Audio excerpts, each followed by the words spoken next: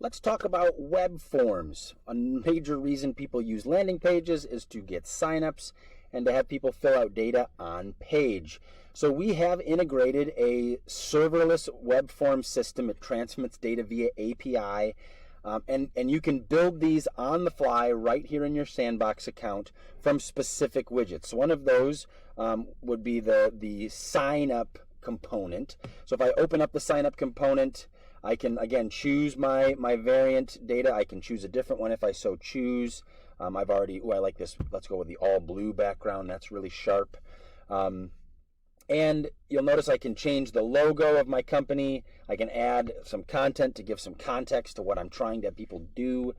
And I can now create a form. I will need to generate an ID if I don't already have, if this is the first time I'm building a form. And so by generating an ID, it creates a unique identifier that allows me to then manage that form.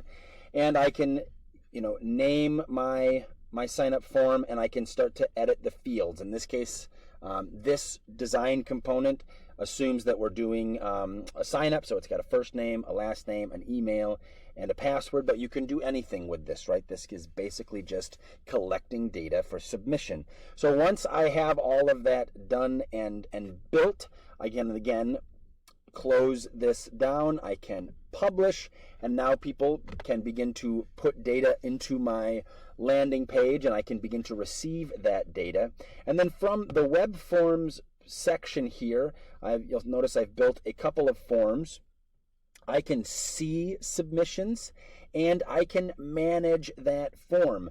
Right now, if I don't go and name these, they're all untitled, right? That makes it a little bit tough for me to manage my forms. So if I open up the manage form section, I can change the name to main CTA on Lander 1. If I, however my naming conventions are for my web forms, I can edit the email settings, what I want this to say, new lead woot, and I'm going to send that to any email that I would like. I can put as many in here as I want, separated by comma. I can handle some recapture settings if I want to. I can do V3, or I can manipulate this. These are your API keys. You can change this if you want to. However, we recommend you leave them blank for default just on the Sandbox account. And then you've got webhook settings. So these forms are immediately ready to go to Zapier or any other similar service. We just need to, you can place your post request data here or the URLs, and you're ready to start having, not only do your web forms work on your landing page and that data goes to your email, but it also goes via webhook wherever you want to place your data. So your data is extremely mobile and it can go anywhere that you would like it to go.